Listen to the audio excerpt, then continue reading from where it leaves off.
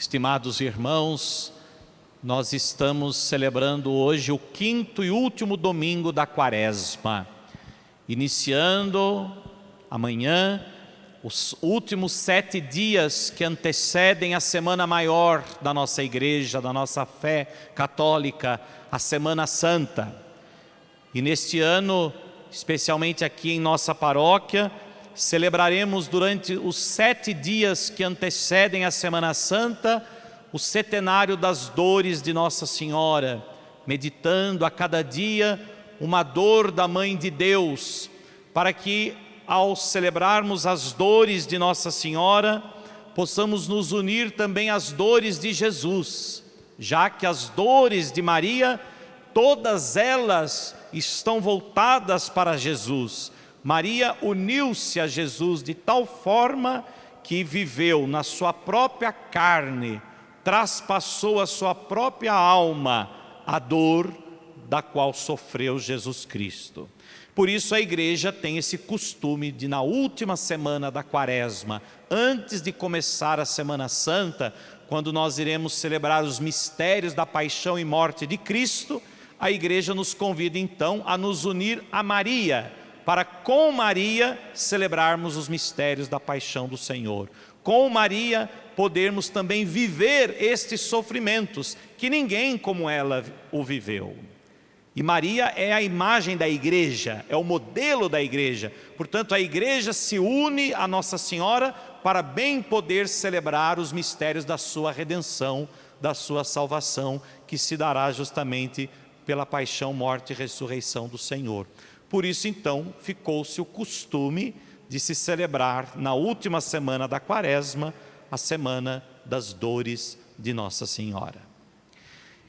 E neste último domingo, então, da Quaresma, nós nos vemos diante deste Evangelho, desta cena dramática, desta mulher que foi colocada ali no meio das pessoas, no meio do povo, junto a Jesus, surpreendida em flagrante adultério. E eles queriam então provar Jesus, justamente porque enquanto Jesus estava lá no templo ensinando, os escribas, os fariseus, que queriam justamente provar Jesus, queriam pegar Jesus em alguma palavra, queriam na verdade acusar Jesus. Estamos já percebendo esse clima, né? Que vai, quando vai se aproximando a Semana Santa, é esse clima justamente que os evangelhos vão nos conduzindo. As pessoas, sobretudo as autoridades do seu tempo, querem então tomar Jesus em alguma palavra, a fim de acusá-lo, condená-lo e matá-lo. E por isso conduzem então a Jesus uma mulher surpreendida em adultério, para a qual a lei daquele tempo, a lei mosaica, previa que essa mulher fosse apedrejada. E vejam por que puseram Jesus numa situação muito difícil. Porque se Jesus dissesse então que não, esta mulher não pode ser apedrejada, precisamos absolvê-la simplesmente, ou não devemos apedrejá-la, Jesus estaria indo contra a lei, transgredindo a lei de Moisés. E por isso certamente ia gerar uma grande confusão, e com certeza é exatamente isso que eles esperavam. Iriam acusar, julgar e condenar Jesus. Mas se Jesus ao mesmo tempo dissesse que se cumpra a lei, que se cumpra a lei de Moisés, e apedrejem-na, o que seria um escândalo para os discípulos, para as próprias mulheres que seguiam Jesus, se Jesus aceitasse uma atrocidade dessa. Portanto, vejam, tentaram e conseguiram pôr Jesus à prova, para que ele pudesse dar um passo falso. Das palavras de Jesus então, vejam, daquilo que Jesus iria dizer diante daquele fato, dependiam a vida tanto da mulher, quanto a vida do próprio Jesus. De fato, aqueles acusadores hipócritas até fingem que confiam no julgamento de Jesus. O chamam de mestre, uma verdadeira ironia, e também fruto da hipocrisia desses escribas, desses fariseus, mas na realidade é justamente Jesus, não tanto a mulher, mas é Jesus que eles querem pegar, é Jesus que eles querem acusar, é Jesus que eles querem julgar. E no entanto Jesus está cheio de graça, cheio de verdade, cheio da sabedoria que lhe era própria, que lhe tinha advindo do Pai.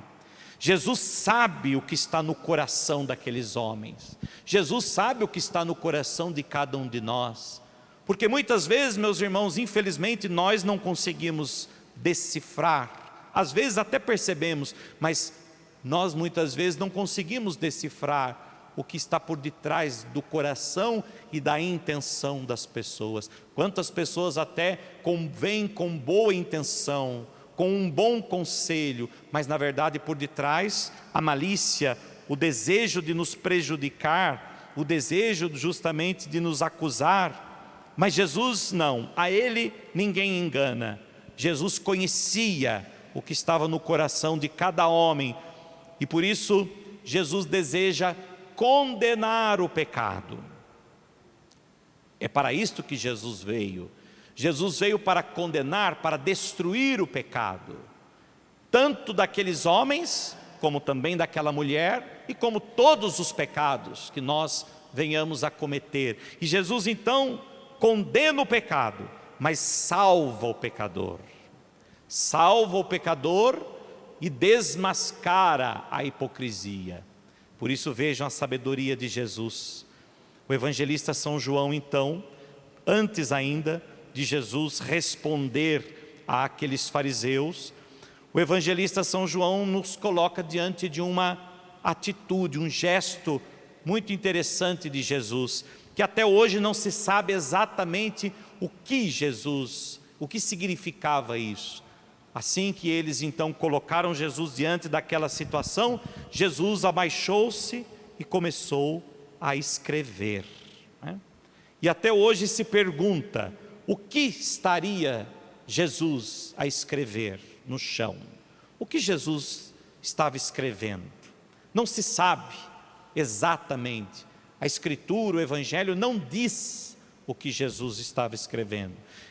Alguns padres da igreja, nas suas reflexões, na própria espiritualidade, eles foram de certa forma deduzindo ou até criando uma espiritualidade ao redor desse gesto de Jesus.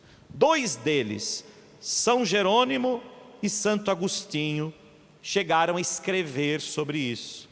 São Jerônimo disse que Jesus estaria escrevendo no chão os pecados daqueles acusadores. Imaginem, né? Imaginem como eles se sentiram, imagine como ficaram desconcertados. Dizem que Jesus teria baixado no chão e começou a escrever o pecado daqueles acusadores. Tanto que o Evangelho diz que Jesus depois falou, abaixou-se novamente, depois que Jesus disse, quem não tiver pecado, atire a primeira pedra. Novamente Jesus se abaixou e continuou escrevendo os pecados daqueles acusadores. Isso é o que diz São Jerônimo. Santo Agostinho disse outra percepção. Santo Agostinho disse que aquele gesto mostra Cristo como o legislador divino. De fato, Deus escreveu a lei com o seu dedo nas tábuas de pedra. Portanto, Jesus é o legislador. Jesus é aquele que legisliza, que põe a lei, que coloca a lei diante de nós. Ele é o legislador, Ele é a justiça em pessoa, Ele é aquele que vem trazer a verdadeira justiça. Jesus é o legislador, é Ele quem dá a verdadeira sentença. E qual foi a sentença que Jesus deu àquela mulher, diante daqueles que a acusavam, diante daqueles que esperavam o que Jesus fosse dizer para matar a mulher e matar também Jesus? A mulher seria só uma consequência, mas na verdade quem eles queriam matar é Jesus. Jesus dá a sentença. Qual é a sentença? Segundo a justiça de Deus, já que Ele é o Filho de Deus, o legislador, quem dentre vós não tiver pecado, seja o primeiro então a atirar-lhe uma pedra. Até essa expressão de Jesus se tornou muito conhecida. Até hoje nós usamos essa expressão. Quem não tem pecado, que atire a primeira pedra. Porque isso nos impede muitas vezes de julgar, isto nos impede muitas vezes de condenar, porque talvez essa seja uma das atitudes que nós mais cometemos, a do julgamento ou a do pré-julgamento sobre as pessoas e sobretudo até, o que é pior, a condenação. Condenamos com muita facilidade, quando o próprio Jesus jamais condenou o pecador. Jesus condenou o pecado, tanto que Jesus olhou para aquela mulher e disse: vá, ninguém te condenou? Não, Senhor, ninguém. Então vá e não peques mais. Vá e não tornes a ter a mesma atitude. Jesus não acolhe a atitude daquela mulher, não aceita, não passa a mão na cabeça não. Jesus diz: não peques mais, não cometes mais este erro, mas você terá uma chance, você terá a oportunidade de experimentar a vida nova. Nós, meus irmãos, estamos encerrando a quaresma, nos preparando para iniciar a semana maior, a semana santa, a celebração da Páscoa do Senhor. Nós também queremos experimentar essa vida nova que Jesus nos traz. E esta vida nova supõe renunciar ao pecado. Essa vida nova supõe deixar de lado o pecado e abraçar a misericórdia de Deus e mudar de vida, mudar de atitude, para que possamos realmente viver no caminho de Jesus Cristo. Portanto, estas palavras estão cheias de força, de uma força desarmante da verdade, que abate a hipocrisia. Jesus abateu, derrubou o muro da hipocrisia que havia entre ele e os fariseus, ou entre os fariseus e ele, e sobre as consequências também de uma justiça maior. A justiça de Deus, meus irmãos, é muito maior do que a justiça dos homens, porque a justiça de Deus é pautada no amor. A justiça de Deus não consiste simplesmente no mero cumprimento de preceitos, mas a justiça de Deus supõe a atitude, o gesto, a conduta de vida, que é para nós o testemunho. Pois bem, é a justiça que salvou aquela mulher. É a justiça de Deus que nos salva também diante dos nossos pecados. É a justiça de Deus que nos salva. Foi a justiça de Deus que salvou também Saulo de Tarso, que depois se tornou São Paulo, transformando-o em São Paulo. Vejam a segunda leitura de hoje, que belíssima! São Paulo na carta aos Filipenses, dizendo: fui alcançado por Cristo Jesus. Fui alcançado por Cristo. Fui alcançado pela misericórdia. Fui alcançado pela justiça. É a justiça de Jesus que alcançou aquela mulher. É a justiça de Jesus que alcançou Paulo de Tarso a tornar-se São Paulo. É a justiça de Deus que nos alcança a todos nós, meus irmãos. Por isso, assim como aquele pai misericordioso do domingo passado, que foi ao encontro do filho, que alcançou o filho, assim também hoje nós vemos o mesmo gesto numa cena diferente, mas a mesma realidade. A justiça, o amor, a misericórdia de Deus nos alcança. Alcança a nossa miséria, alcança a nossa fragilidade, alcança os nossos pecados. Por isso Jesus vai sofrer a morte, Ele vai ao encontro do pecador, Ele vai ao encontro do sofrimento do homem, Ele vai ao encontro da morte. Ele não teme a morte, Ele vai ao encontro da morte, para destruí-la, a fim de nos conduzir à vida eterna. Fomos alcançados por Cristo. Quando os acusadores então foram saindo um por um, a começar pelos mais velhos, Jesus então, absolvendo a mulher do seu pecado, colocou-a orientou-a na vida nova. Não te condeno, vai e não peques mais. É a mesma graça que fará dizer o apóstolo São Paulo na segunda leitura: uma coisa, porém, eu faço, diz São Paulo, esquecendo o que fica para trás, eu me lanço para o que está na frente. Esquecendo o que fica para trás, eu me lanço para o que está na frente. A mesma realidade dita também pelo profeta Isaías na primeira leitura: não relembreis coisas passadas, não olheis para fatos antigos. Quem foi alcançado por Cristo deseja sempre caminhar para frente. Quem foi alcançado por Cristo deseja sempre superar o pecado e tudo aquilo que nos impede de viver esta vida nova em Cristo, que nos leva adiante. Portanto, meus irmãos, fomos alcançados por Cristo. A misericórdia de Deus nos alcançou a todos nós, e é ela que nos faz crescer em graça, em sabedoria. É ela que vai trazendo para nós não só a experiência da vida, dos anos que passam, mas também a graça de poder caminhar na presença de Deus e viver na presença de Deus. Hoje então celebramos os 90 anos da Dona Esmeralda. Dona Esmeralda, diz a Sagrada Escritura, que os mais abençoados viverão 80 anos. No entanto, então a senhora é muito mais abençoada ainda, não é? Porque já está alcançando hoje os 90, para significar que certamente o que a sustenta, né, para chegar aos 90 anos, certamente é a graça de Deus. Quando somos alcançados pela graça de Deus e procuramos viver na graça de Deus, mesmo em meio a todas as dificuldades, mesmo em meio a todas as provações da vida, mesmo em meio a todos os sofrimentos pelos quais nós passamos, mesmo em meio às perdas que nós temos ao longo da vida, todos nós a conhecemos e sabemos que a senhora dedicou a sua vida inteira à igreja, juntamente com o diácono Petros. Como diácono, como ministro da igreja, ele se consagrou também ao serviço da igreja. Mas como diácono permanente, portanto casado, a senhora, como esposa fiel a ele e a Deus, procurou com ele servir a igreja.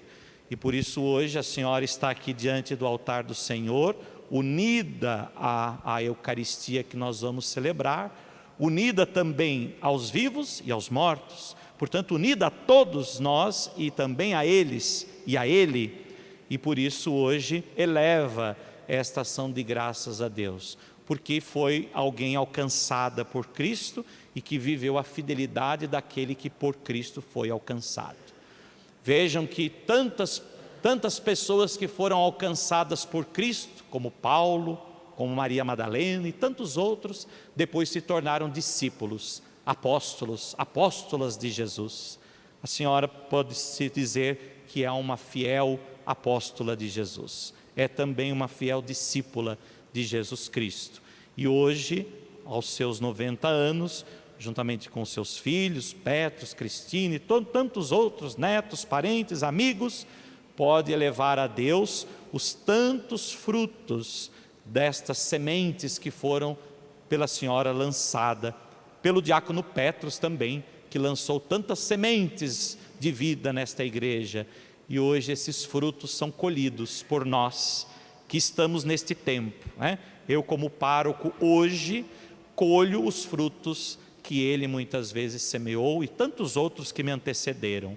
Por isso, nesses 90 anos, quero também agradecer a senhora, agradecer pelo seu testemunho, agradecer pela sua solicitude, agradecer pela forma como trata os sacerdotes, pela forma como acolhe os sacerdotes, agradecer por tudo aquilo que fez pela igreja e faz através da sua solicitude, do seu amor, do seu carinho, do seu afeto, às vezes até em simples gestos, né? Às vezes trazendo um bolo com goiabada, né, para o padre tomar café.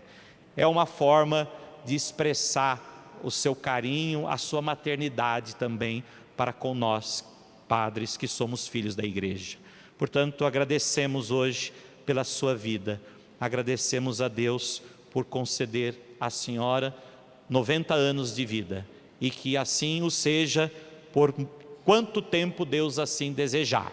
E quando também um dia chegar a sua hora, que o Senhor possa também lhe dar a eterna recompensa. Hoje as homenagens somos nós que prestamos, mas certamente também, como já diz a Sagrada Escritura, Jesus prometeu que quem o serve, o seu Pai o honrará. Esperamos que hoje as nossas honras que nós prestamos à Senhora, muito simples, singelas, mas sinceras, mas que um dia também a Senhora receba a recompensa de Deus, que é a honra que todos nós um dia desejamos alcançar. Parabéns, Dona Esmeralda, Deus a abençoe sempre.